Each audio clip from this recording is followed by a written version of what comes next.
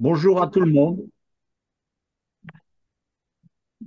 Bonjour à tout le monde pour ce séminaire qui est consacré à l'antifascisme. Et on va travailler, présenter ce séminaire à plusieurs. Euh, Marco Di Maggio va faire l'animation. Moi, je dirai quelques mots d'introduction. Et les deux chercheurs que vous voyez, Gabriel Siracusano et Giovanni Ruffino, vont intervenir. Je passe la parole tout de suite à Marco Di Maggio, que vous connaissez tous. Marco Di Maggio est professeur à l'Université de Rome et il a longtemps été aussi il a travaillé avec la Fondation Gabriel Péri, il continue. Et là, nous avons ensemble décidé de consacrer une séance sur l'antifascisme avec le regard italien, ce qui est d'une certaine façon normal. Vas-y, Marco, à toi. Bon après-midi à tous et toutes et je suis très content de participer et de pouvoir coordonner cette discussion. Je vous présente les deux intervenants qui sont Gabriele Siracusano, qui est chercheur postdoctorand à l'Université de Trent. Il est spécialiste des rapports entre les communismes occidentaux, notamment les communismes italiens et français et le tiers-monde, notamment l'Afrique francophone. Et il est aussi chargé des cours à l'Université La Sapienza, ici à Rome. Et je vous présente aussi le deuxième intervenant, Giovanni Ruffino, qui est doctorant à l'Université de Rome et à l'Université de Barcelone. Et il s'occupe des représentations de l'antifascisme dans les communismes italiens, français et espagnols. Et justement, les communications qu'ils vont présenter portent sur les deux sujets dont les deux invités sont spécialistes. Donc, antifascisme et anticolonialisme et les représentations de la construction du mythe, on pourrait dire des images du martyr antifasciste par l'histoire, d'Antonio Gramsci, par la figure d'Antonio Gramsci. Avant les deux communications, je vais passer la parole à Serge Volikov, que je ne présente pas parce qu'il est bien connu par tout le monde, qui, comme il a dit, va faire une petite introduction. Merci. Merci Marco. Euh, Mon introduction, c'est essayer de réfléchir aujourd'hui à la lumière du siècle. Ça fait un siècle que l'antifascisme est né. Il est né avec la lutte contre le fascisme et contre le fascisme en Italie. Quand le fascisme arrive au pouvoir et qu'il lutte pour le pouvoir en 1921-22, ça fait donc maintenant 104 ans. Mais l'histoire de l'antifascisme est une histoire à la fois de la continuité d'un combat contre le fascisme, mais aussi une diversité. Cette histoire de l'antifascisme, pour nous, aujourd'hui, dans notre séance, elle concerne essentiellement les premières décennies, c'est-à-dire la période de l'entre-deux-guerres et plus spécialement la période des années 30. Mais il faut avoir présent à l'esprit qu'il y a en quelque sorte une diversité qui est en quelque sorte produite par les réactions politiques face au fascisme des différentes forces politiques. Il y a eu plusieurs époques et plusieurs antifascismes. dès les années 20. En Italie, il y a des formes d'antifascistes, de défense de la République, de la démocratie, avec beaucoup d'échecs, de défaites. Et après, ce qu'on pourrait appeler la victoire fasciste, après les lois fascistissimes, après l'arrestation et l'emprisonnement de Antonio Gramsci, après la défaite du mouvement ouvrier italien, il y a en Europe tout un débat sur qu'est-ce qu'est l'antifascisme. Est-ce que c'est simplement une lutte pour la démocratie, pour le retour à la démocratie, ou est-ce que c'est en même temps une lutte révolutionnaire? Et c'est le débat qui traverse la gauche politique, sociale, dans les années 1928-1934, en Allemagne, en France, en Italie, autour de ces confrontations entre antifascisme dit révolutionnaire, antifascisme démocratique.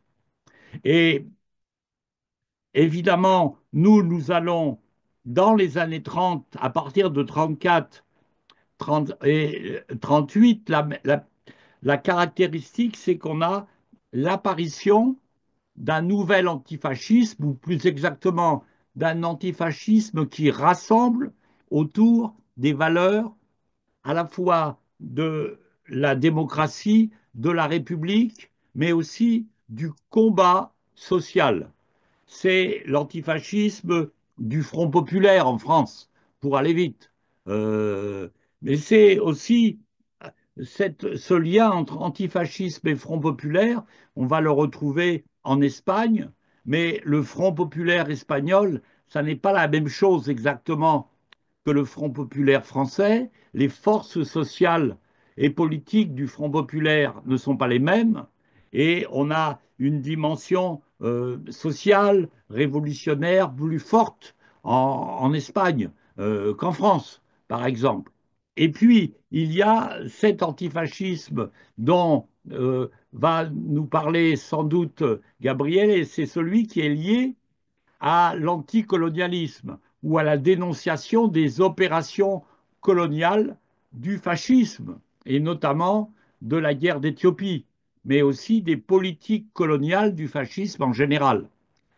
Donc, vous voyez que la réflexion qu'on va avoir aujourd'hui, c'est une réflexion, un échange sur des recherches nouvelles, sur l'image, mais aussi la nature des combats antifascistes dans cette période, qui font des combats qui sont menés par différentes forces politiques. Il y a aussi bien des communistes, des socialistes, des républicains de gauche, des syndicalistes. Tout ce monde se retrouve ensemble dans la lutte antifasciste, mais avec des différences qui sont importantes à apprécier. Et ces différences, elles sont à la fois par courant politique, mais aussi nationales. Il y a une dimension internationale de l'antifascisme, mais il y a des dimensions nationales. Et aujourd'hui, nous allons pouvoir évoquer aussi ces dimensions comparatives nationales. Donc, je vous propose maintenant, j'ai terminé mes quelques mots de présentation. Je repasse la parole à l'animateur, Marco, et pour qu'il passe la parole, comme il le souhaite, à, à Gabriele ou à Giovanni. Dans quel ordre? Oui, merci Serge. Oui, et je passe immédiatement la parole à Gabriele qui, comme a été dit, nous interviendra sur la relation antifascisme-anticolonialisme, qui est une relation qui commence dans la période où, comme Serge l'a dit, l'antifascisme prend sa forme multiple, c'est-à-dire dans les années 30, dans la période du Front populaire, mais qui Mhm. déploie son action, la relation entre antifascisme et anticolonialisme se met en place après la Deuxième Guerre mondiale, surtout, et avec les débuts du processus de décolonisation avec les révolutions anticoloniales. À toi la parole, Gabriele. Bonjour à toutes et à tous. Merci Serge pour ta présentation et même pour le jeune chercheur. Je suis pas plus jeune, mais merci. Je vais partager des projections. Alors, mon sujet, en fait, aujourd'hui, c'est la relation entre l'anticolonialisme et l'antifascisme dans le communisme international. Je vais un peu plus me concentrer sur le cas français et le cas italien. Même si vous voyez là, dans cette première image, il y a les trois protagonistes d'une saison de anticolonialiste du Comintern et qui sont trois personnages qui ont animé la Ligue anti-impérialiste et qui sont de gauche à droite sont James Ford, c'est un dirigeant noir américain du Parti communiste des États-Unis. Au milieu, Willy Münzenberg, euh, dirigeant du KPD, du Parti communiste de l'Allemagne.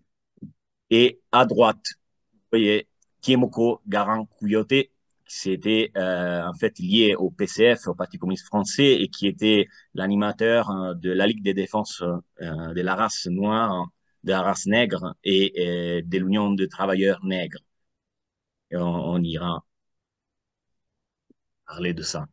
Je vais commencer avec des interprétations. Je vais voir des interprétations de l'historiographie sur ces sujets.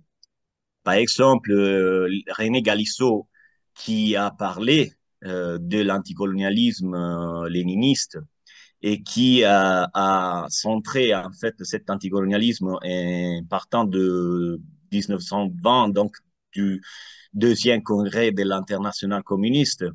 Et pour lui, en fait, ça va décliner en 1928. Et on verra, on ira voir pourquoi ça, il dit ça. Il dit ça parce qu'en fait, il y a ce changement dans l'image des pays colonisés et qui est lié aussi au rapport entre les communistes et les socialistes. Et en 1928, quand il y aura la rupture du front unique entre socialistes et communistes, ça, pour lui, ça va changer en fait tout aussi dans la lutte anticoloniale. Pour l'historiographie anglo-saxonne, on va souligner surtout les aspects qui lient en fait plutôt l'anticolonialisme, aussi l'anticolonialisme communiste, surtout en Afrique, mais même dans par exemple, les milieux africains en France et en Angleterre, avec les milieux des Noirs américaines. Donc, il y a toute cette influence de l'histoire des Noirs américaines qui va un peu influencer aussi l'histoire de l'anticolonialisme et du panafricanisme, soit britannique, soit anglophone, soit francophone. Et ça, on ira voir en fait qu'il y a des problématiques, surtout au niveau de l'anticolonialisme francophone, parce que les trajectoires qui l'historiographie anglo-saxonne va tracer sur les parcours culturels, d'échanges culturels entre les États-Unis et l'Afrique occidentale francophone et sont en fait problématiques à l'égard à mon avis, sont problématiques à l'égard des mouvements francophones qui sont plutôt liés au milieu français et aussi, on va le voir, au milieu du communisme international. C'est Hakim Hadi, qui est un des plus grands historiens du rapport entre panafricanisme et communisme, qui a un peu problématisé cette historiographie anglo-saxonne, qui en fait va dire comment les milieux communistes sont un peu différents par rapport à d'autres milieux panafricanistes et anticoloniaux qui sont en Afrique et aux États-Unis. Et en fait, le milieu communiste qui se lie de plus au communisme international sont plutôt centrés sur la Russie bolchevique, sur l'Union soviétique et sur les noyaux du communisme international en Europe, plutôt que sur des liens transnationaux et transatlantiques, c'est-à-dire avec les États-Unis. Et à travers, on peut dire, cette historiographie aussi de rapports, soit de rapports entre le communisme international et l'anticolonialisme, mais soit en traçant un parcours en commun entre l'anticolonialisme et l'antifascisme dans l'image du communisme, on va tracer en fait une histoire qui peut être transnationale et donc qui va un peu élargir aussi l'image des pistes des recherches. On va aborder d'abord la question coloniale. Selon Lénine, on fait très rapidement, très vite. Et c'est au deuxième congrès du Comintern en 1920, en fait, qui Lénine va brasser vraiment sur l'autonomie et l'autodétermination des peuples et qui s'est plutôt en fait visé aux peuples asiatiques qui en fait sont plus proches de la Russie bolchevique. Mais là, il y a en fait une polémique entre Lénine et Mandabendra Roy. C'était un délégué, il était indien, mais il était délégué du Parti communiste du Mexique, qui en fait, c'était plutôt, il reprochait à Lénine de sous-estimer en fait sous-estimer la lutte, le rôle des communistes dans le monde colonial, même parce qu'il était indien, donc il avait comme, comment dire, il était influencé de la situation indienne.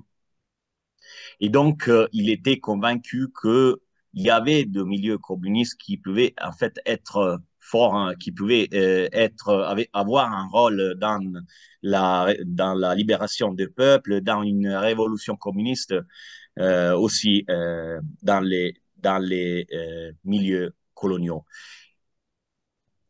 Et par contre, Lénine, en fait, il était plutôt convaincu que il fallait dialoguer avec la bourgeoisie nationale, et avec les mouvements nationalistes anticoloniaux. Et ça, en fait, c'était une polémique qui va se résoudre en fait au congrès du peuple d'Orient à Bakou en novembre 1920, dans lequel en fait la ligne de Lénine va s'imposer. Donc là, il y a vraiment un dialogue dans cette première période, un dialogue entre les communistes et les mouvements nationaux. Pendant que ça se déroule, en fait, en même temps, en fait, il y a en 1921, il y aura le troisième congrès du Comintern, dans lequel, en fait, on va établir un front unique entre socialistes et communistes. Et parce que, en fait, on va penser qu'il faut renforcer aussi la position des communistes. Là, ça a été en fait la solution. Mais pendant que ça se passe dans les années 20, il y a une remontée coloniale du fascisme italien. Parce que, par exemple, la Libye, pendant la Première Guerre mondiale, avait été presque perdue par l'Italie, qui ne contrôlait plus la Libye, contrôlait que les plus importantes villes comme Tripoli, et qui donc va parier sur une politique coloniale, même pour renforcer son régime. Et donc va reconquérir la Tripolitaine et va, avec des massacres contre la population civile, va encourager l'émigration italienne en Libye pour renforcer en fait la colonisation italienne et pour réadresser les migrations italiennes qui allaient à l'étranger. Et c'était plutôt pour faire participer les émigrés économiques italiens à la construction d'un État, d'un régime qui c'était le régime fasciste. Et après la conquête de la Tripolitaine, il y a la guerre contre les Sanussi en Cyrénaïque qui, c'est plus célèbre. On connaît par exemple l'histoire de Omar al-Mukhtar, qui c'était le lion du désert, qui a combattu contre le général Rodolfo Graziani et qui a été battu par le fascisme seulement après des massacres des civils et la conquête du Fezzan. Donc, il y a vraiment une guerre non déclarée contre les peuples qui habitent en fait en Libye et qui est un peu qui va démontrer les racines du racisme italien qui déjà au début donc déjà depuis les années 20, va démontrer de vouloir démontrer une supériorité des Européens, donc des Italiens en ces cas-là, sur sur les peuples coloniaux. Et là, en fait, ça va se constituer des racines de l'anticolonialisme, par exemple des communistes italiens qui, en fait, se basent sur cette contestation de racines racistes du colonialisme italien. Parce que le racisme, c'est le moyen dont le fascisme contrôle les colonies. On va tout de suite à la rupture de ces fronts uniques. C'est surtout à la fin des années 20 qui va se consolider en 1928 au sixième congrès de l'Internationale communiste. Et en fait, va se dérouler avec ces controverses entre les communistes et les socialistes qui sont en fait identifiés comme de social-fascistes, comme dans le contexte d'une grande lutte des classes, d'une bataille de classes contre le capitalisme, les socialistes, en fait, sont aussi mis en parallèle avec les fascistes.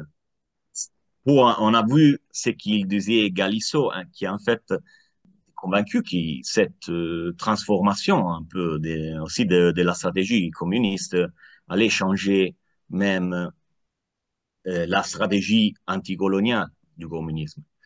Parce qu'en effet, quand on parle par exemple de l'Asie, ça va changer tout parce que le dialogue entre les communistes et les mouvements nationaux en Asie, ça va changer parce que le mouvement national en Asie, où il y a en effet des noyaux communistes assez constitués, assez forts, hein, ça devient en fait un ennemi. Par exemple, si on va voir hein, les événements de Shanghai ou les Kuomintang, avait été un allié, le plus fort allié du mouvement communiste en Chine pendant le premier année 20, et Sun Yat-sen était en contact avec le Comintern.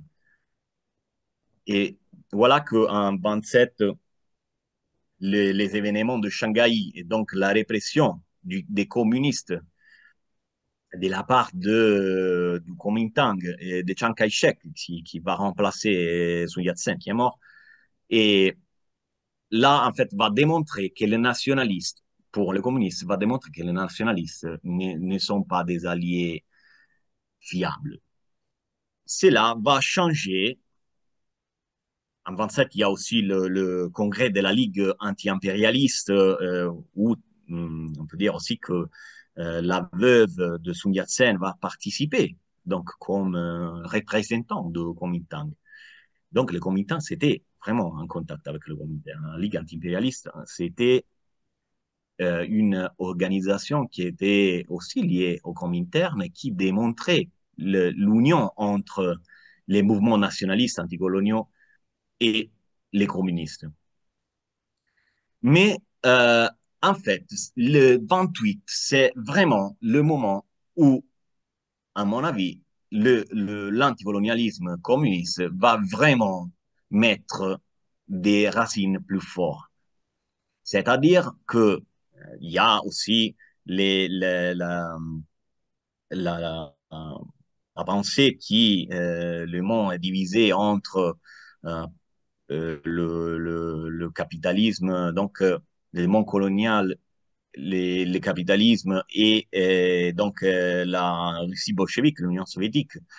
L'Union soviétique, donc ces trois aspects de la révolution mondiale, donc la classe ouvrière dans les pays capitalistes, les mouvements coloniaux dans dans les pays coloniaux, problématiser la situation, c'est-à-dire que faut aussi distinguer entre les pays colonisés qui sont considérés par les communistes comme plus avancés, c'est-à-dire les pays asiatiques, la Chine et l'Inde en particulier, et les pays qui sont considérés par les communistes comme moins avancés, c'est-à-dire moins avancés en sens de qu'il n'y a pas la possibilité de développer une lutte de classe.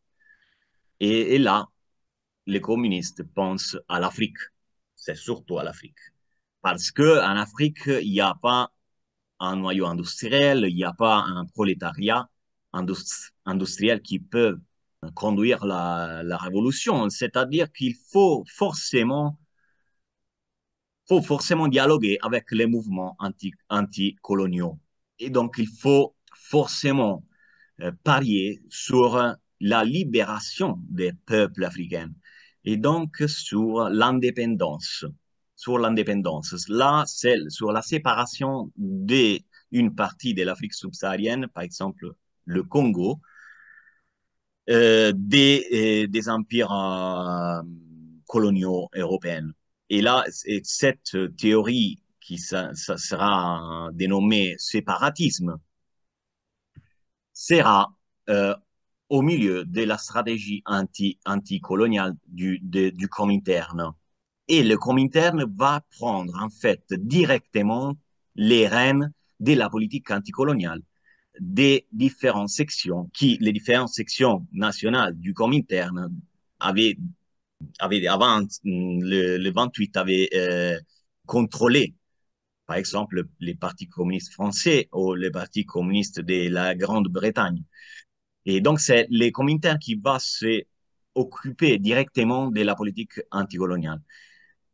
Et va le faire en imposant des conditions, une ligne commune à tous les partis communistes et qui donc va pousser sur les partis communistes et surtout sur les partis communistes qui des métropoles coloniales, c'est-à-dire surtout Parti communiste français, Parti communiste belge, Parti communiste de la Grande-Bretagne, pour mettre en place des noyaux révolutionnaires communistes qui peut dialoguer avec les mouvements nationalistes en Afrique et donc qui peut conduire une politique anticoloniale. Et ça, c'est par exemple, ces partis sont pas toujours très réactifs, mais parfois il y a des initiatives. Par exemple, le PCF va organiser la contre-exposition anticoloniale en 1931 et c'est un grand succès du Parti communiste français, mais ça sera seulement une initiative, mais parfois les partis communistes français semblent pas trop réactifs aux directives de l'international communiste en ces cas-là. Et on a vu qu'il y a en fait la circulation des idées panafricaines qui arrivent effectivement de l'Amérique du Nord, mais il faut dire que sont pas il n'arrive pas directement en France ou dans les territoires francophones directement des États-Unis parce que en réalité, Ça arrive, par exemple, pour les francophones, des Caraïbes francophones. Des Caraïbes francophones arrivent en France où les milieux anticoloniaux des migrants ont des rapports entre eux et on échange en fait cette culture anticolonialiste panafricaniste qui en fait est partagée avec aussi les membres, par exemple noirs américains, communistes, qui participent au meeting de l'international communiste ou de la Ligue anti-impérialiste. Donc, les villes et, comment dire, les trajectoires de la culture anticoloniale et panafricaine sont pas entre, par exemple, l'Afrique occidentale francophone et les États-Unis, mais entre, sont surtout les villes où les communistes sont plus forts, où ben, le noyau principal, c'est Moscou, mais on peut énumérer aussi Francfort, Hambourg, les villes de l'Allemagne où la KPD et Willy Münzenberg étaient plus actives. Mais même Paris était une ville où on allait changer des cultures. Il y avait cet échange de cultures anticoloniales. Et le premier aspect qui le communisme va en fait où le communisme va s'élancer aussi dans le lien entre antifascisme et anticolonialisme, c'est vraiment la lutte contre le white chauvinisme, le chauvinisme blanc, donc le racisme, qui au début, il y avait aussi dans le parti, même dans le parti communiste. Et donc la lutte à l'intérieur du Parti communiste contre le chauvinisme blanc, c'est essentiel parce qu'il faut unifier les efforts de la classe ouvrière en métropole, où il y a aussi des migrants, par exemple africains, et on a les mêmes buts. Et donc, il faut unifier la classe ouvrière, même la classe ouvrière qui vient des colonies. Et là, en fait, il y a la différence entre la stratégie qu'on va appliquer aux colonies, que les communautaires veulent appliquer dans les colonies, et, et la stratégie qu'on va appliquer dans la classe ouvrière du monde capitaliste. C'est-à-dire que dans les colonies, on va parier sur une séparation, donc l'indépendance en tant que séparation des en fait, des peuples africains, par exemple, du colonialisme. Donc, il y a vraiment une séparation. Pendant qu'en métropole, on va au contraire parier sur une unification des buts et de la lutte des ouvriers, de la classe ouvrière. Et donc, la lutte contre le racisme en Europe, c'est aussi une lutte contre le fascisme, parce qu'on a vu comme le fascisme allait en fait imposer sa colonisation, à légitimer sa colonisation à travers le racisme. Et ça va changer tout en 1933, quand le nazisme va monter en Allemagne. L'Allemagne était l'État, comment dire, plus important en Europe pour le Comintern. Après les 33, c'est un choc pour le mouvement communiste. Les priorités du Comintern vont changer même parce que le danger représenté par Hitler, ça a été un danger trop fort pour le communisme international et il fallait donc aussi reconstruire un dialogue avec les socialistes et même l'Union soviétique comme, comment dire, comme sa politique étrangère, sa politique étrangère va la politique extérieure de l'Union soviétique, en fait, va se concentrer aussi sur un rapprochement avec les puissances occidentales et donc aussi les puissances coloniales, la France et la Grande-Bretagne. Et il y a aussi une plus forte nationalisation des partis communistes, donc qui vont, pour lutter contre le fascisme, vont renforcer leurs buts nationaux. Et en ces cas-là, le PCF, c'est par exemple le parti plus à l'avant-garde de la nationalisation des partis communistes, même parce que la France est devenue en fait le lieu le plus important pour le communisme international, puis que l'Allemagne était tombée sous le nazisme hitlérien. Et c'est en ces cas-là, dans ces moments-là,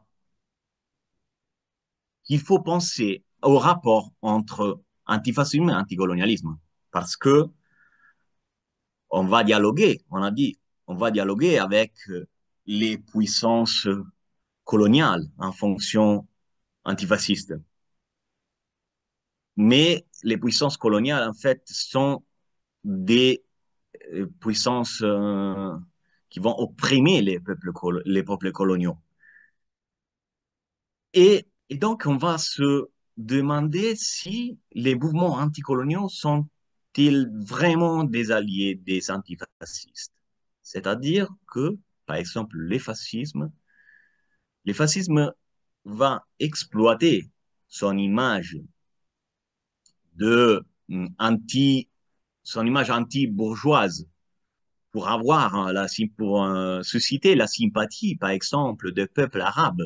Là, on voit l'image de Mussolini avec l'épée de l'islam, celui qui se proclame en fait allié de l'islam, se proclame allié en ces cas-là de peuples qui sont contre le colonialisme du capitalisme, d'impérialisme, de l'impérialisme occidental.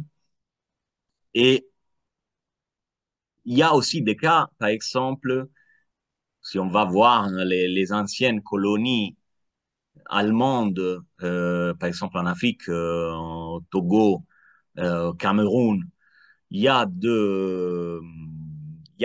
les communistes français surtout, ils ont peur que l'Allemagne nazie peut avoir des intérêts à reprendre les anciennes colonies allemandes. Et donc, il y a vraiment la peur que les mouvements coloniaux peuvent soutenir les fascismes. En tant que, de l'autre côté, l'ours de Staline, qui est monté au pouvoir, semble désintéressé à une politique vraiment anticolonialiste en fonction d'un rapprochement avec les puissances occidentales contre l'Allemagne hitlérienne. Et même parce que les priorités sont changées. La priorité est se battre contre le fascisme. Les PCF a une histoire particulière à l'égard du rapport entre antifascisme et anticolonialisme. Parce que, par exemple, le PCF est le premier parti communiste européen à aborder la question coloniale. C'est parce que la France a un grand empire colonial, mais aussi parce que la France est engagée dans la guerre du Rif. Pardon, j'ai mal écrit, c'est Rif avec deux F, pardonnez-moi. Et la guerre du Rif au Maroc, qui est vraiment analysée comme une guerre impérialiste. Et donc, le Parti communiste français va s'opposer à la guerre du Rif depuis le premier année 20. Et c'est là, dans l'opposition à la guerre du Rif, qui vont se rencontrer des différentes tendances anticoloniales et qui on va créer des organisations qui sont parallèles, qui sont pas du Parti communiste, mais qui sont quand même liées au Parti communiste parce qu'il y a beaucoup, sont animés par des militants anticoloniaux des tendances communistes. Ce sont des organisations qui, au début, vont se présentées comme des organisations unitaires anticoloniales, c'est-à-dire par exemple l'Union intercoloniale qui rassemble de militants algériennes qui en fait sont liés à l'étoile qui deviendra l'étoile nord-africaine. Donc les nationalismes algériens. Mais il y a aussi la question indo-chinoise. Il y a toute une courante de l'Union intercoloniale qui est en fait composée par des Indochinois. Et il y a aussi des Africaines qui viennent de l'Afrique occidentale et équatoriale. Mais c'est en fait pour réorganiser la lutte anticoloniale que ces organisations en fait vont se séparer pour mieux organiser la lutte, pour la viser au contexte locaux. Et on va créer des organisations qui sont plus indo-chinoises, africaines ou nord-africaines, et qui sont liées au Parti communiste. Mais quand en 1928, le Comintern veut en fait avoir des contacts directs avec ces organisations anticoloniales, il y a un peu, comment dire, le Parti communiste français qui devait s'occuper prioritairement des questions coloniales de la France, va un peu, cette action anticoloniale va repousser. Hein, parce que, en fait, c'est plutôt le Comintern qui va, il y a la sensation que c'est le Comintern qui va s'occuper d'une question qui, au fond, est interprétée comme une question nationale française. C'est en fait quand les équilibres européens vont changer.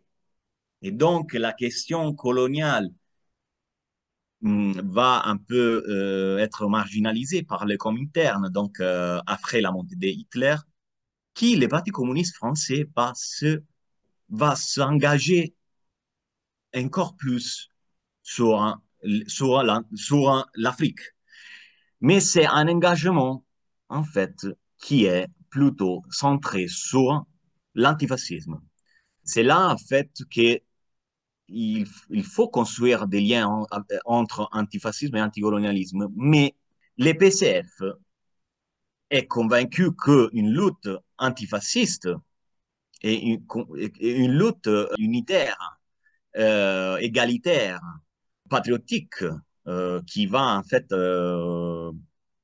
intéresser aussi les colonies, peuvent construire une France anticoloniale et qui donc, en ce cas-là, on peut dire que les indépendances deviennent, sont plus nécessaires, ne sont plus nécessaires parce que la France doit devenir un pays socialiste, égalitaire, antifasciste. Et le modèle est toujours l'Union soviétique. C'est le modèle de autodétermination des peuples qui était représenté par l'Union soviétique. Mais en tout cas, l'engagement en Afrique, ça croît, l'engagement du PCF, parce que ça croît en fonction antifasciste. On va créer des comités d'études, des comités antifascistes et des noyaux communistes dans les pays africains, même en Afrique occidentale. Et le PCF s'oppose au séparatisme, donc à l'indépendance des peuples africains et donc de ce qu'ils appellent bourgeoisie nationale des colonies africaines, parce que, en fait, cette idée va s'opposer à cette idée de communauté cosmopolite antifasciste qui le PCF veut créer. Et c'est par exemple pour ça que Tiemoko Garan Kouyoté, en 1934, va être expulsé par le Parti communiste français parce qu'en fait, va être accusé de vouloir dialoguer avec des forces bourgeoises Mais en tout cas, il est vraiment celui-là qui est contre la bourgeoisie française, contre le colonialisme français, mais qui veut unifier la lutte anticoloniale. Donc, il est plutôt encore aligné à la ligne du Comintern de 1928, qui s'est en fait évolué. Et, et c'est à ce moment-là qui les fronts populaires sont accordés par le Comintern au 7e congrès du Comintern en 1935. Voilà le tournant de 1935. C'était un congrès du Comintern. Donc, on va nationaliser les partis communistes, on va autoriser les fronts populaires, un rapprochement avec les socialistes et même l'Union soviétique veut au moins essaye de se rapprocher aux puissances coloniales pour combattre les fascismes. Et là, c'est en fait le gouvernement du Front populaire en France qui est soutenu donc par le Parti communiste qui va là aussi à changer la politique anticoloniale du Parti communiste en Afrique parce que c'est vraiment le Parti communiste qui soutient le gouvernement. Donc, c'est le Parti communiste qui a la possibilité de changer les rapports entre la France et les colonies de façon égalitaire et antifasciste.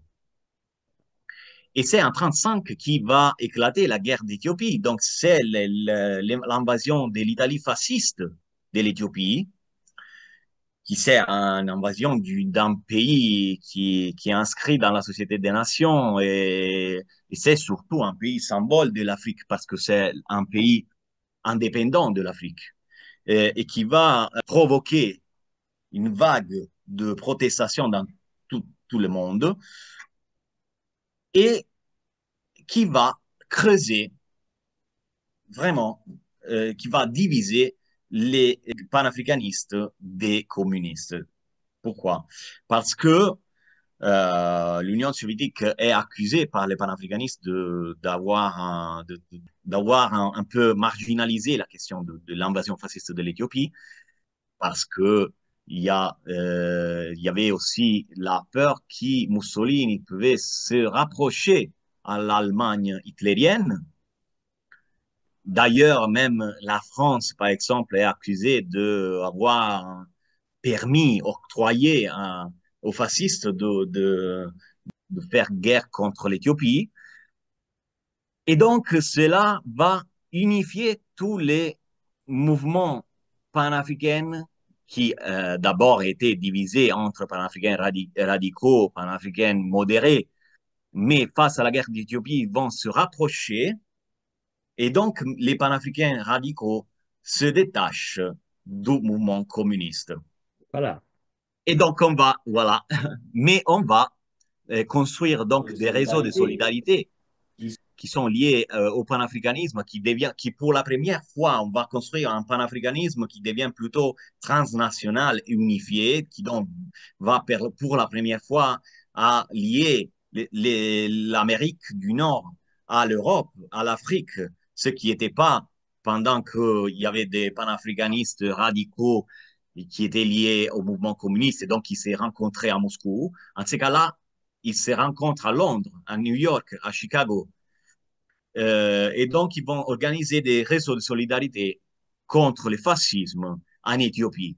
Et c'est donc la question, c'est la lutte contre le colonialisme va vraiment être identifiée aussi dans la lutte contre le fascisme.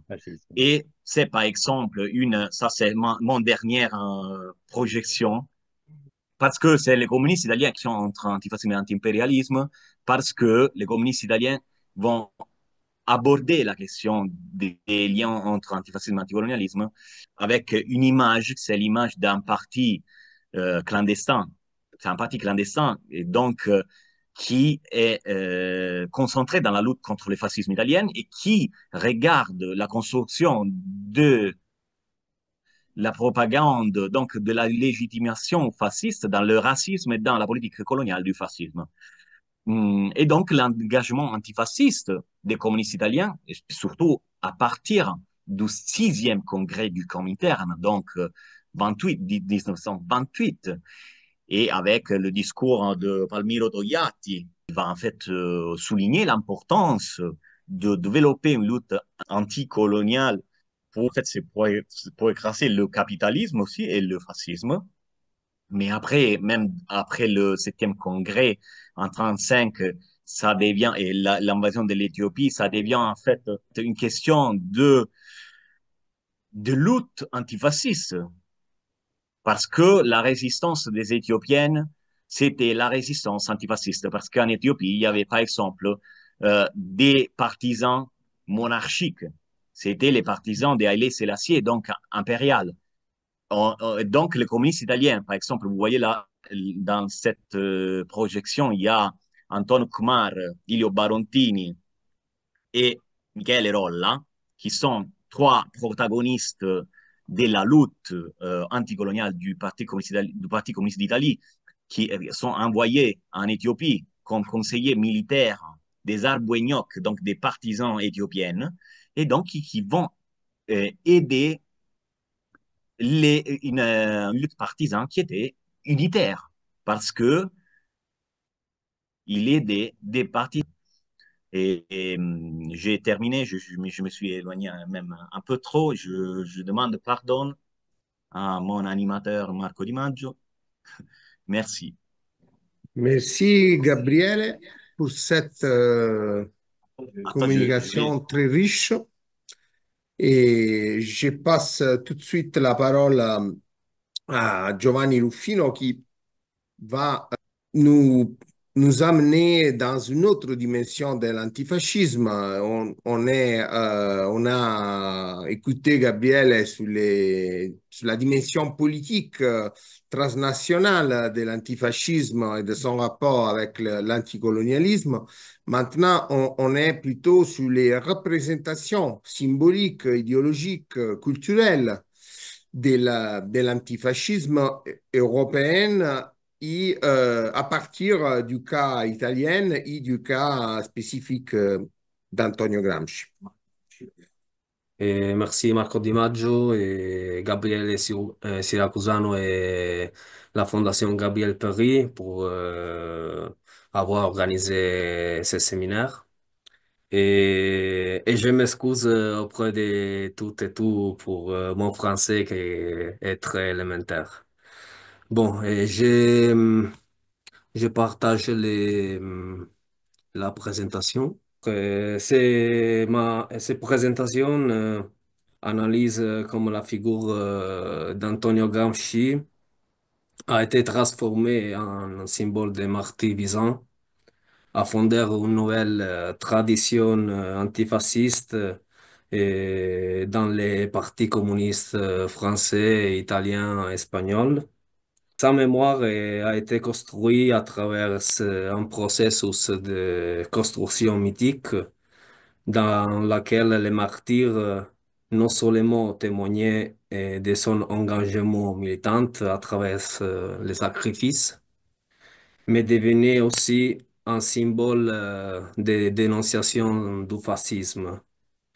Et alors, la figure de Antonio Gramsci s'inscrivait dans un récit plus large dans lequel la persécution des communistes par les régimes fascistes renforçait leur légitimité historique et politique dans les pays démocratiques. À partir des années 1930, les partis communistes italiens, français, espagnols ont commencé à structurer une culture politique transnationale centrée sur l'antifascisme. La menace croissante que représentait le fascisme et le nazisme dans les années 1930 conduisit à de nouvelles stratégies politiques qui culmineront avec le 7e congrès du Comintern et l'expérience des fronts populaires en France et en Espagne, ainsi que la guerre civile en Espagne, espagnole. Ce tournant marqua un changement important. La lutte antifasciste n'était plus seulement une question de classe, Elle était désormais présentée comme une bataille pour la défense de l'humanité et de la démocratie. Les récits communistes de l'époque mettaient l'accent sur les sacrifices des militantes en l'associant à des figures historiques telles que les communards dans les discours français, les protagonistes du Risorgimento en Italie ou les patriotes de la guerre d'indépendance de 808 en Espagne. Parmi les différents mythes, les partis et les martyrs antifascistes étaient les témoignages de l'héroïsme communiste et un outil de mobilisation politique. Un exemple clé fut précisément la guerre d'Espagne entre 1936 et 1939, considérée dans les récits communistes comme un combat doté des qualités et, morales et épiques liées à une interprétation de la violence comme une guerre juste, du patriotisme comme une guerre de libération nationale et d'émancipation sociale. Et alors, la résistance populaire et les sacrifices des volontaires des brigades internationales étaient présentés comme la continuation d'une longue tradition de lutte contre l'oppression. Dans le contexte de la propagande communiste, le langage et les images ont joué un rôle fondamental. La presse du Parti communiste, oui, la presse du parti comme l'Humanité en France, Mundo Obrero en Espagne et l'Unità en Italie a largement diffusé la figure du martyr antifasciste, créant un imaginaire commun. Ces phénomènes ne concernaient pas seulement Antonio Gramsci, mais aussi autres figures symboliques de la lutte à le fascisme comme Ernest Thälmann, Mathias Sarkozy, ou la représentation du peuple espagnol dans la guerre civile et comme un peuple martyr. L'antifascisme devint le pivot de l'identité communiste, non seulement en tant que valeur fondatrice, mais aussi en tant qu'élément unificateur entre différentes réalités nationales. Et alors l'antifascisme est devenu un élément central du discours politique et de l'identité mémorielle communiste, au point de représenter les cours de la mémoire historique. Et ces idées s'est développées et répandues pendant des décennies, devenant un trait distinctif partagé au sein du mouvement ouvrier au niveau international. Et ce processus s'est renforcé grâce à des stratégies de communication basées sur des images, des rituels et des pratiques politiques qui ont pris les années 1930 comme référence historique fondamentale pour l'antifascisme. Et alors, la représentation du martyr d'Antonio Gramsci est un exemple particulier de cette idée. La représentation mythique du martyr antifasciste autour de sa figure coïncide avec son transfert à la clinique Cusumano de Formia, avec la nouvelle phase politique ouverte par le 7e congrès du Comintern et avec sa mort en avril 1937. Comme l'a observé Claudio Natoli, au début de l'année 1933, les campagnes de libération menées par les soviétiques se sont déroulées de manière discontinue, dont le but de faire adhérer l'Italie au projet d'un Locarno oriental. Et alors l'initiative du Secours Rouge international répondait à cette ligne. Des appels sont lancés là où la gravité des conditions de Gramsci est soulignée en reliant au problème des victimes du fascisme. À la mi-1934, bien que la ligne classe contre classe est encore la ligne générale du Comintern, l'antifascisme commence à constituer un terrain d'engagement commun pour de larges pans de la société, notamment en France et en Espagne. L'opinion publique antifasciste dans ces deux pays a anticipé la période du Front populaire et les campagnes ont commencé à prendre les traits d'un affrontement général entre fascisme et antifascisme. Aussi, grâce à des organisations comme le Comité mondial de lutte contre la guerre impérialiste et le fascisme, présidé par Henri Barbus, les campagnes de libération pour Gramsci s'intensifieraient et l'on assis à une utilisation considérable de la figure du sacrifice dans le vocabulaire utilisé. C'est de cette période d'octobre 1934 que date la publication d'une brochure de Romer Roland que vous pouvez voir à la gauche de l'écran et où c'est consacré les communistes sardes et il est intitulé Antonio Gramsci, ce qui mourant dans les prisons de Mussolini.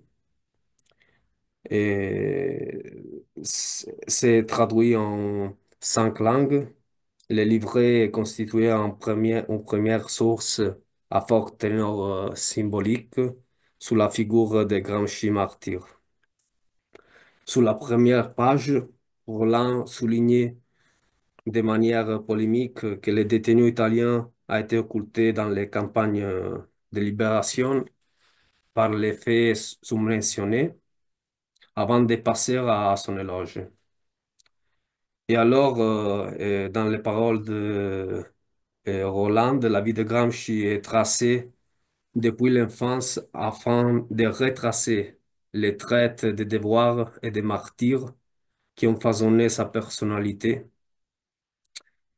Et la vie de Gramsci est vue comme la dialectique de abnégation et émancipation qui structure le système du communiste façonna une image téléologique d'une militante souffrante, héroïque et remplie d'esprit de sacrifice. Ainsi, l'enfance caractérisée par les privations causées par la maladie ne l'emporte pas sur, je cite, joie d'apprendre et de communiquer ses connaissances, sur la passion pour la culture qui, plus tard, constituera les terrains sur lesquels se désignera la conscience de classe. Mais les traits les plus caractéristiques pour le proclameur martyr et pour Hollande sont mis en évidence dans la condition de prisonnier. Gramsci est le chef incontesté du communisme italien parce que, je cite, le rigueur même de son bourreau le désignait. Et rien que pour cela, son nom sera écrit à côté de celui de Matteotti. C'est donc l'énorme souffrance qui marquait la grandeur de sa personne. C'est la description de son intégrité existentielle comme l'âme de fer d'un un corps faible, qui le qualifiait comme un chef exceptionnel et un martyr antifasciste. Les traits exclusifs de ces moments de vie, y compris dans les moments extrêmes de souffrance, constituaient le nœud théorique et éthique du martyr. Le cri est en cas de représentation d'un martyr vivant où le témoignage constitue un acte de dénonciation en déclarant la vérité sur l'atrocité des prisons du régime fasciste. Et alors, Gramsci devient ainsi le symbole des combattantes d'avant-garde du prolétariat italien et mondial, de tous ceux qui sont persécutés et torturés par le fascisme. Mais son image deviendra de plus en plus répandue, se distinguant surtout dans la représentation célébrée après sa mort. Gramsci mort depuis une hémorragie cérébrale dans les premières heures du 27 avril de 1937. Et l'UNITA en fait l'annonce dans un numéro entièrement consacré à sa figure de militante du Parti communiste italien. Et non à droite de la première page de l'UNITA, un extrait d'un texte de Gramsci à rédigé pour Giacinto et Menotti Serrati à l'occasion de la disparition de ces dernières le 10 mai de 1926 est cité, presque comme pour chercher dans les mots du défunt une explication liée et conforme à ces idées et préceptes. Je cite, mais vous pouvez trouver dans l'écran en italien.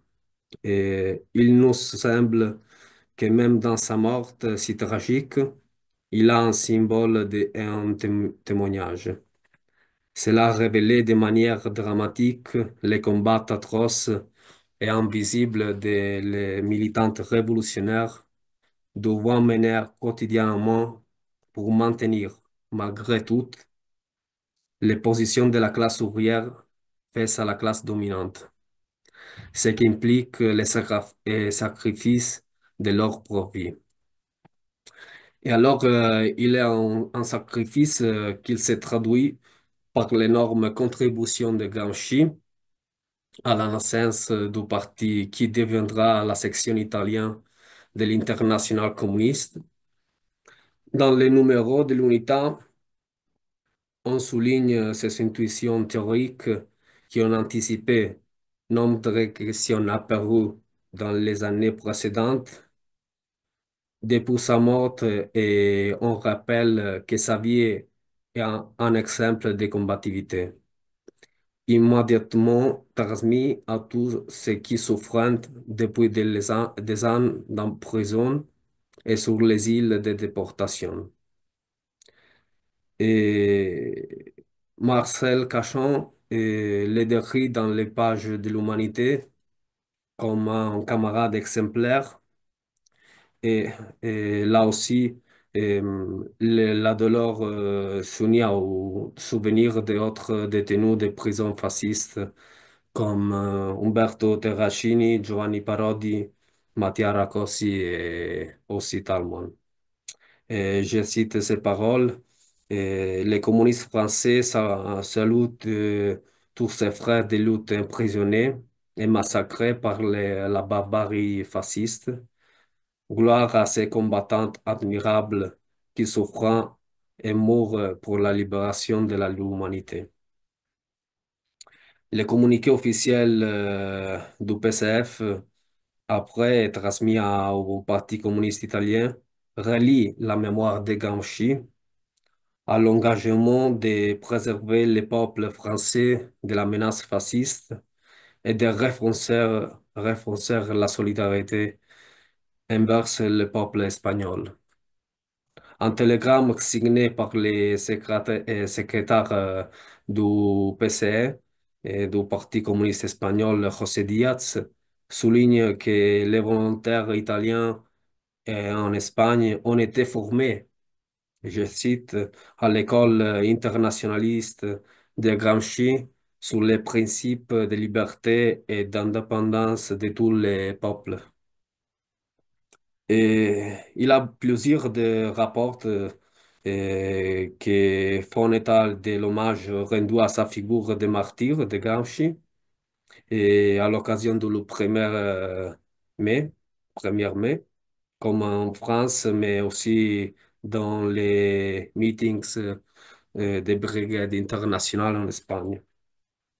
Et le sacrifice final, la mort et la représentation martyriale d'une part stimule la mémoire en tant que forme de commémoration et d'autre part, je pense que dans le souvenir de la figure de Gramsci, nous retrouvons la manifestation de l'expérience transmise qui se perpétue d'une génération à l'autre et qui forgera, comme dit Walter Benjamin, les idées des groupes et des sociétés dans la longue durée. Nous en trouvons des traces, par exemple, dans les descriptions rétrospectives de la figure de Gramsci, fait par Luigi Longo, qui établit un parallèle entre la pratique des communistes en Torrent pendant la période des conseils d'usine en 1919 et l'action des brigades internationales à Guadalajara, en Espagne, dans la guerre civile espagnole. Ces dernières, dit Longo, ont convaincu les paysans de la Manche de leur cause, et tout comme les communistes dirigés par Gramsci en Italie ont convaincu les prolétaires sardes dans la brigade Sassari lors de l'occupation d'usines taurinas. Dans les mêmes perspectives, le 10 juin 1937, lors d'un meeting à la mémoire de Gramsci, organisé pour le comité régional du PCF à Marseille, Ruggero Grieco on a illustré les caractéristiques, la fonction qu'il a eu dans le mouvement ouvrier italien en tant que chef du Parti communiste. Et en fait, on a une actualisation mémorielle de sa pensée en indiquant les devoirs de l'antifascisme au nom de l'unité d'action et du Front populaire pour la lutte en faveur d'une république démocratique en Italie que Gramsci lui-même avait prédit. Mais c'est le souvenir de Palmiro Togliatti on établira les caractéristiques fondatrices d'une tradition. Vous pouvez voir la première page dans les périodiques, les revues, Lo Stato Operaio, là-bas. Togliatti exalta les caractéristiques de volonté, de courage de Gramsci et, et les place dans les sillages des martyrs produits par le fascisme, de Giacomo Matteotti à Giovanni Amendola, à Piero Gobetti, à Gastone Sozzi, et dans les martyrologes plus larges des personnages nationaux qui ont représenté la lutte contre la tyrannie des classes dirigeantes italiennes et étrangères, contre l'exploitation et l'oppression cruelle des masses laborieuses. Et pour Togliatti, avec Dante Alighieri, Giordano Bruno, Tommaso Campanella, Galileo Galilei, Giuseppe Mazzini, Garibaldi, Antonio Gramsci, il est mort dans cette lutte contre l'obscurantisme et l'hypocrisie, contre l'exploitation et l'oppression des masses par les classes possédantes. En somme, on retient un profil des martyrs antifascistes et communistes aux traits patriotiques et populaires. Et pour Togliatti, Gramsci avait également fourni l'interprétation correcte du fascisme comme une dictature des secteurs les plus réactionnaires de la bourgeoisie qui servit à orienter tout l'antifascisme italien. Et la grande majorité de ces contributions mentionnées seront rassemblées dans une publication éditée par les sections italiennes du Secours Rouge intitulée Ils ont nous tués dans la seconde moitié de 1937. La brochure est divisée en trois sections et visant à rappeler et à construire la mémoire de Gramsci en tant que martyr, militante et victime.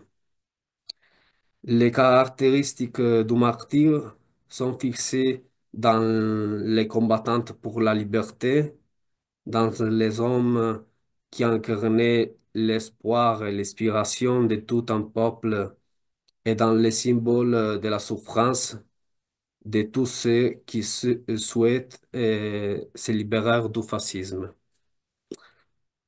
La défense de sa mémoire de Gramsci est confiée à la poursuite de la lutte frontale contre le fascisme sous les signes que Gramsci a confiés à la classe ouvrière. Au-delà de la dimension corporelle, alors, la transmission des idées devient, dans la conception communiste, un principe d'immortalité en tant qu'héritage transmis dans la communauté militante.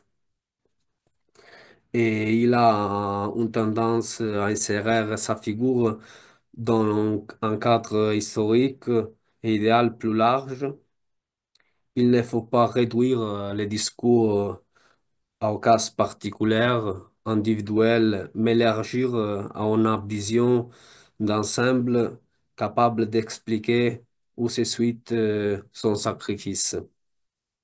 Les années de détention ne constituent pas un moment isolé de son militantisme. Elles en sont plutôt l'une des phases les plus récurrentes liées aux événements extérieurs et à la situation que vivent beaucoup d'autres communistes. Ainsi, Gramsci est le symbole de la souffrance de tous les peuples italiens et a été tué par les mêmes criminels euh, qui commandent des atrocités en Italie et en Espagne.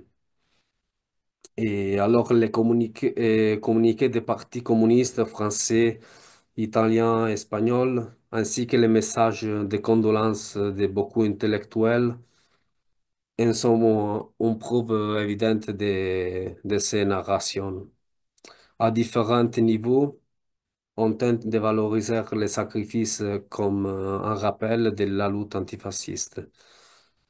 Divers épigraphes rassemblés dans le pamphlet Antonio Gramsci Témoignage du 1938 suggèrent une telle traduction symbolique de l'antifascisme comme un élément associé à la valeur universelle du progrès contre l'obscurantisme fasciste et présentant la bataille historique sur laquelle se décideront les sortes de l'humanité. Maintenant, je passe à la conclusion et nous pourrons voir qu'à partir de la représentation de Antonio Gramsci en martyr antifasciste, ces récits peuvent suggérir des lectures historiques concernant la valorisation de l'antifascisme dans les pratiques communistes.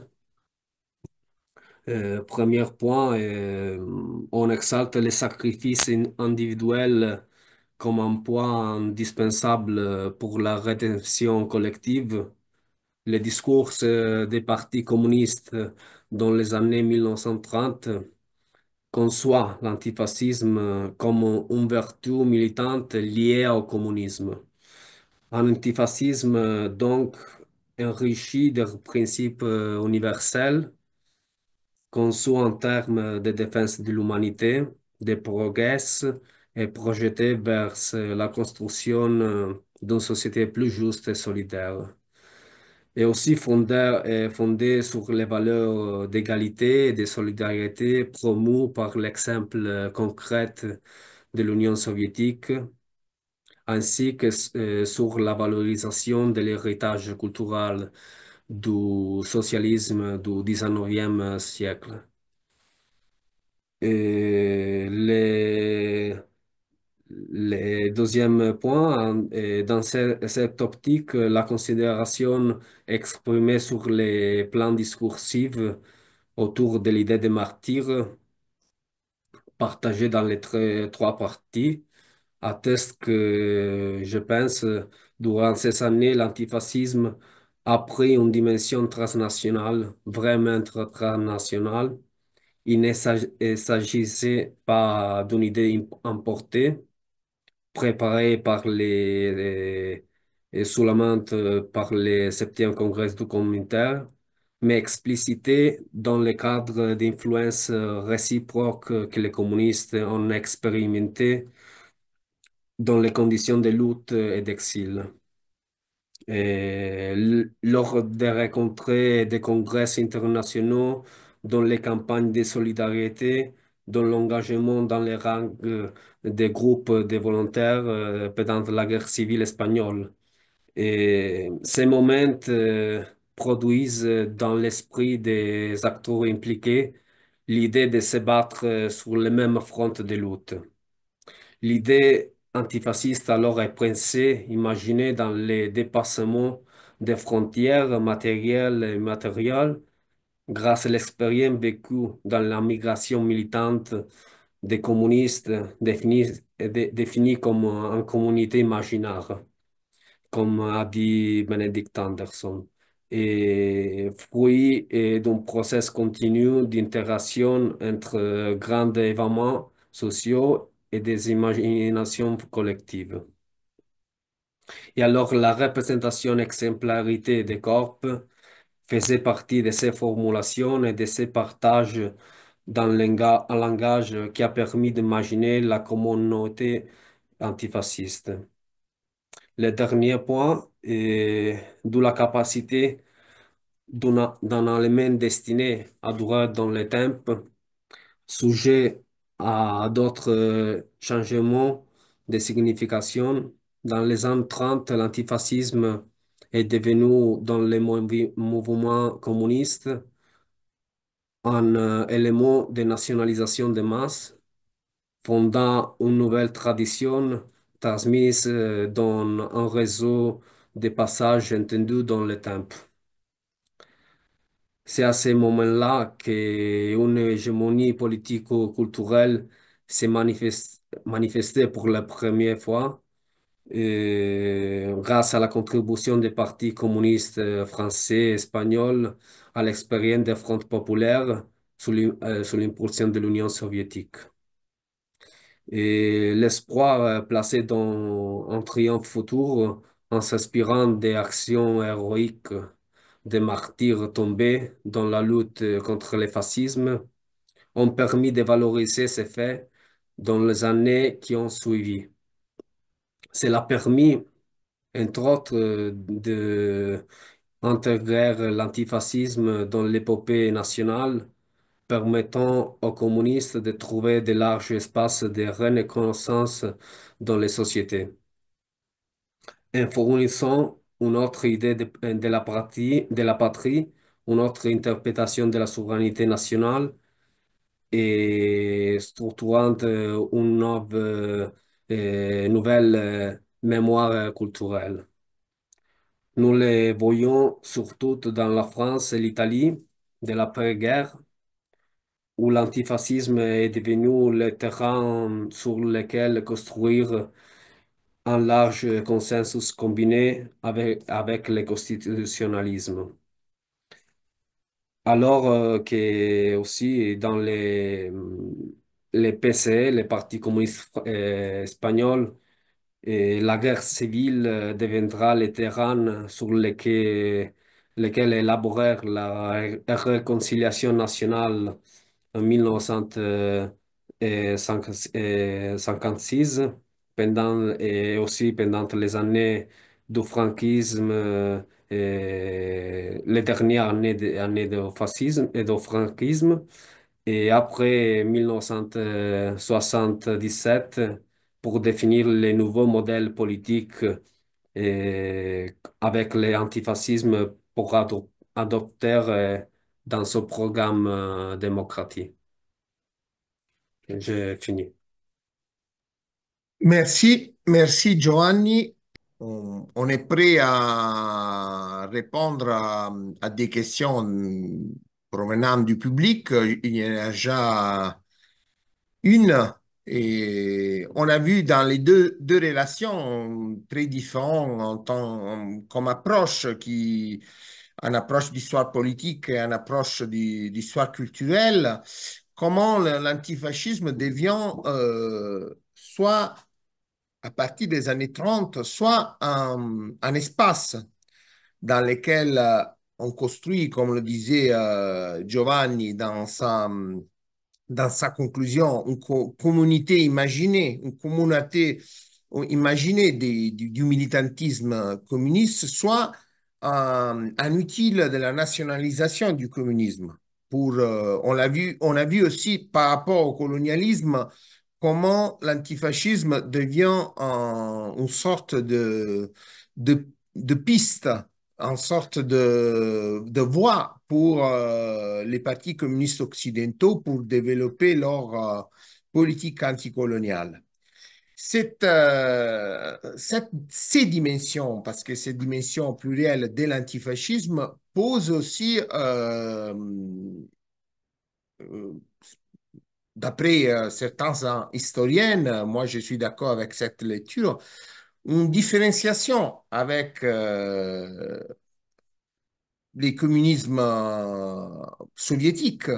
Notamment, on pose l'antifascisme est une sorte d'espace dans lequel on voit aussi la dialectique entre les mouvements communistes dans ces différents particularités géographiques qui sont aussi des particularités culturelles, pratiques et théoriques, et les communismes en tant qu'État, notamment l'État soviétique. Il y a une question, je ne sais pas si Serge veut dire des choses, veut faire des conclusions. Non, non, je suis d'accord avec toi. Je pense qu'il faut mieux répondre aux questions. Alors, il y a une question. Que disaient les autorités soviétiques de Gramsci? Moi, je pense que ça, c'est la réponse à cette question les plus indiquées pour répondre à cette question, c'est Monsieur Volikov, qui est le spécialiste de l'histoire du communisme plus de tous les autres. Voilà. C'est très gentil de me faire cette proposition, mais je pense que Giovanni a déjà donné les Euh, éléments de c'est réponse. C'est-à-dire que la politique de l'Union soviétique et du Parti communiste soviétique à l'égard de Gramsci est une politique extrêmement, comment dire, paradoxale.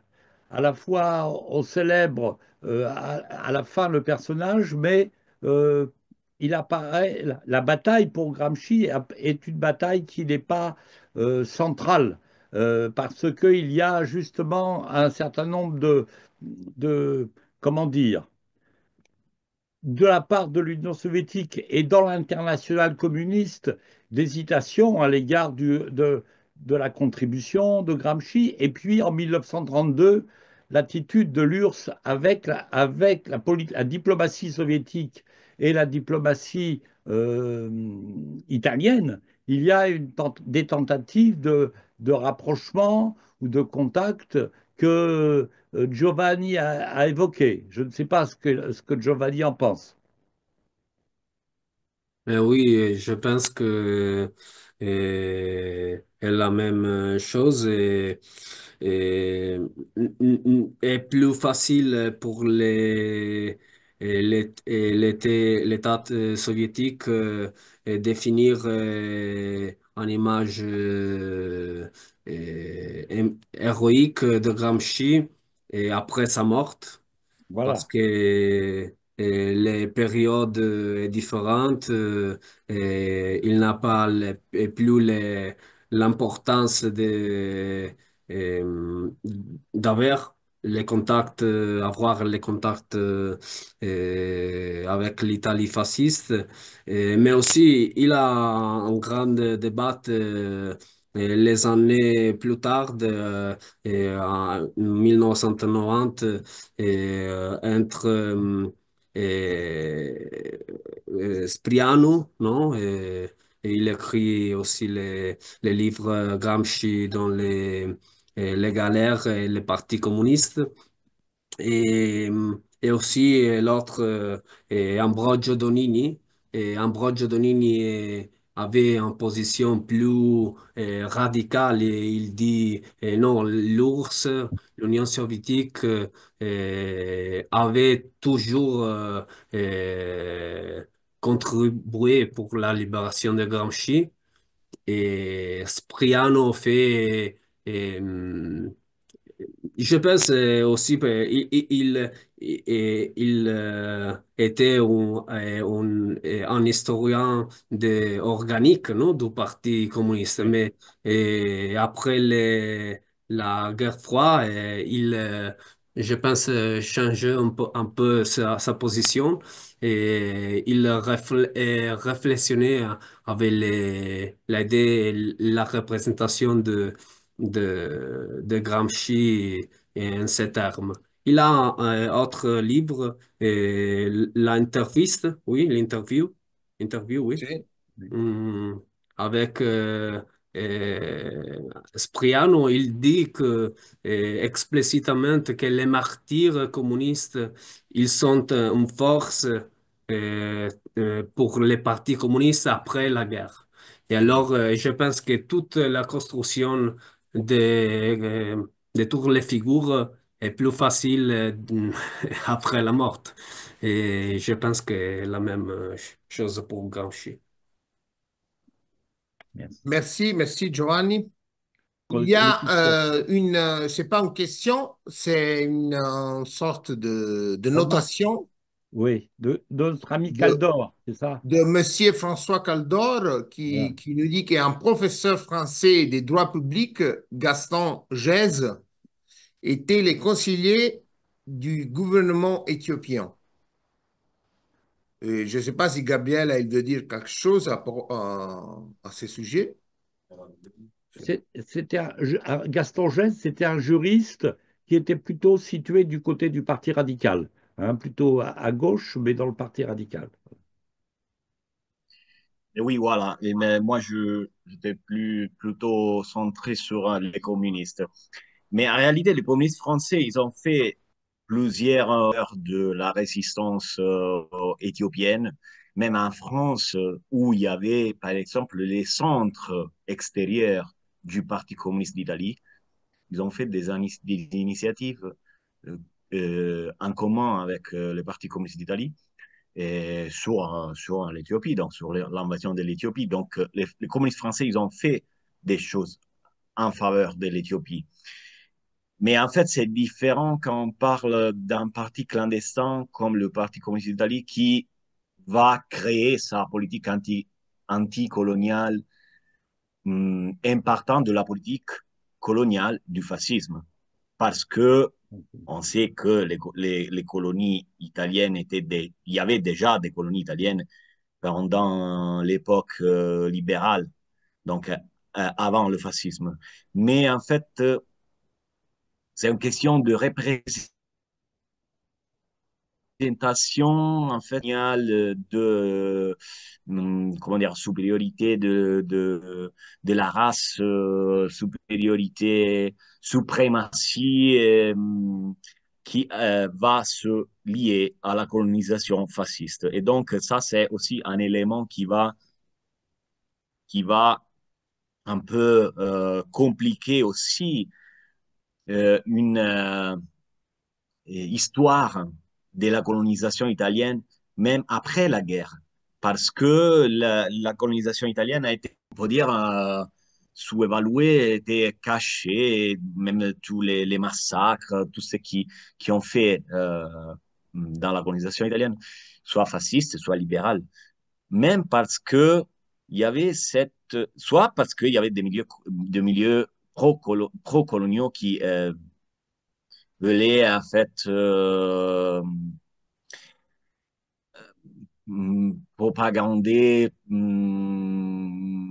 propager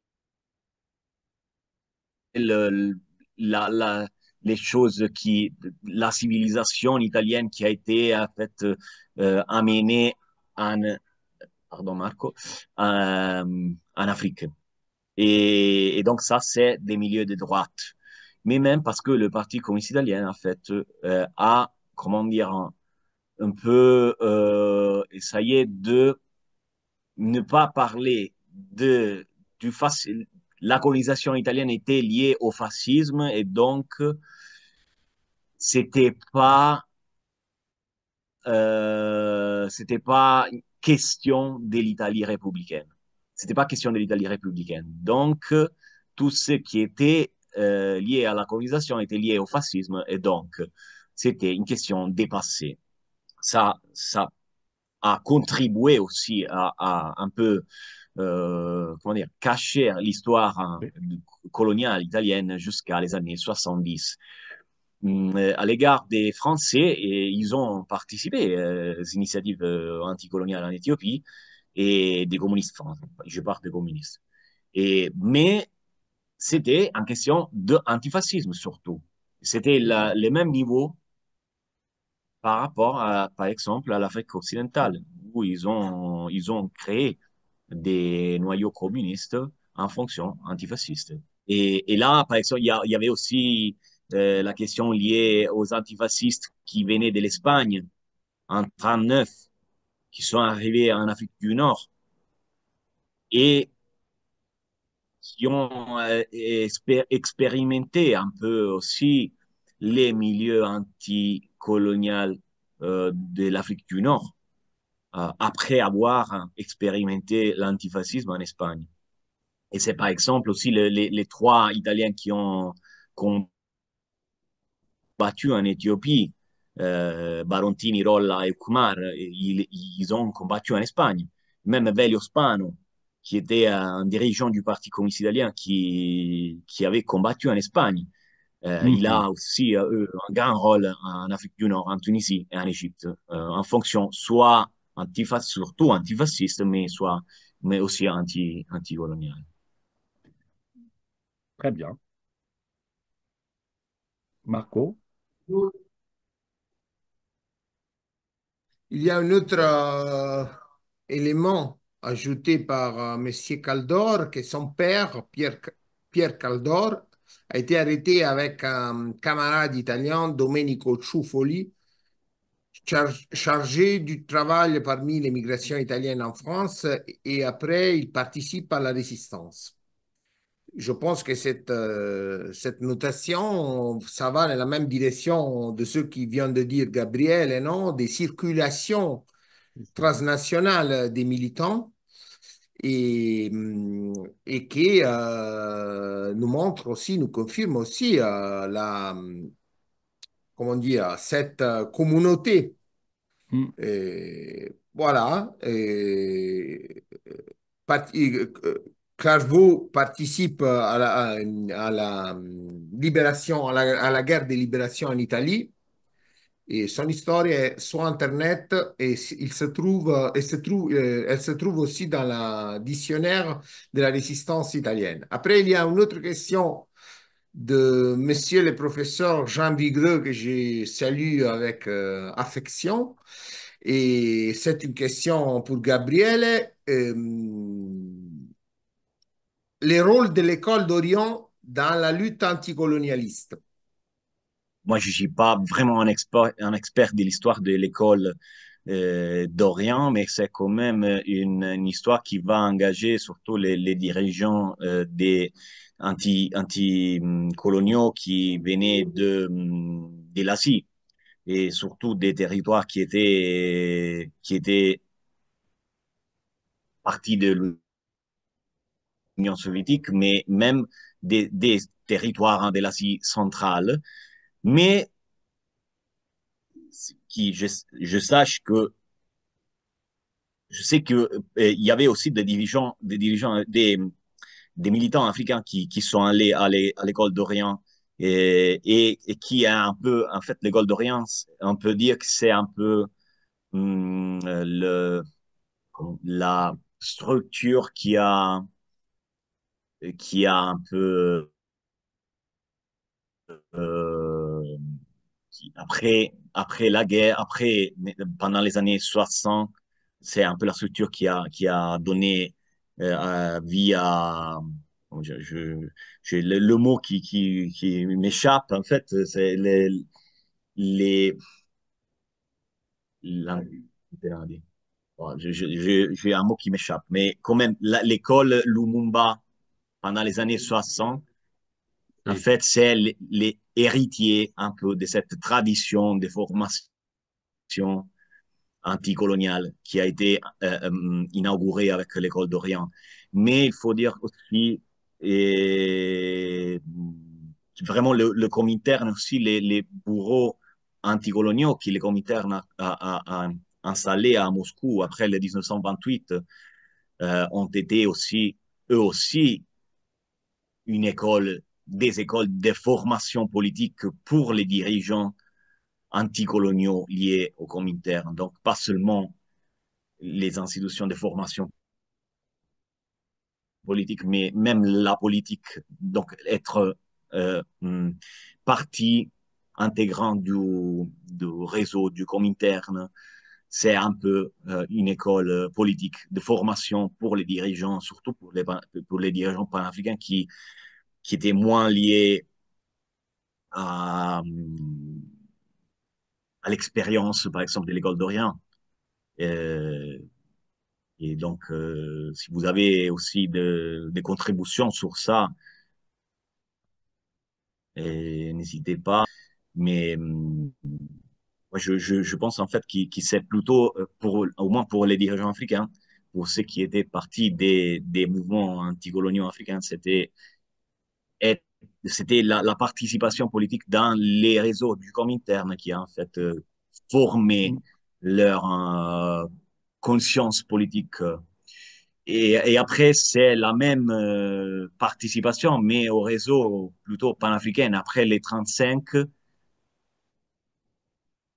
qui a, qui a formé leur formation plutôt panafricaine, qui s'était un peu détaché de la formation communiste. Et c'est ça, en fait, qui a, par exemple, changé deux générations de la lutte anticoloniale en Afrique. Parce que la génération qui va s'engager après la guerre, sont pas les mêmes qui ont animé le panafricanisme dans l'entre-deux-guerres. Parce que après la guerre, c'est des gens qui s'est formés dans des milieux, par exemple, syndicaux. juste un mot pour ajouter, dire qu'il y a eu des militants africains d'Afrique du Sud qui ont participé, et aussi d'Afrique de l'Ouest, comme quelque temps, comme Kenyatta, Jomo Kenyatta, ou des membres du Parti communiste de l'Afrique du Sud, qui ont participé au début des années 30 à cette école, à ces écoles, et ça les a formés, et ça a donné aux soviétiques aussi l'occasion de découvrir la réalité africaine qu'ils connaissaient mal. Il y a eu des travaux publiés par les chercheurs soviétiques sur l'Afrique à partir de la coopération avec ces étudiants qui venaient dans ces écoles. Voilà. Jean Je, Vigreux je voudrais ajouter. nous rappelle aussi la même dynamique pour l'Algérie et justement il nous signale la thèse d'Héloïse Dreur, Héloïse Dreur, voilà, excuse-moi, et que je crois vient d'être publiée. c'est ça. Oui, oui. Merci beaucoup De rien. et, et bonne soirée à tous et À toutes tous. et merci à la Fondation Gabriel Péry.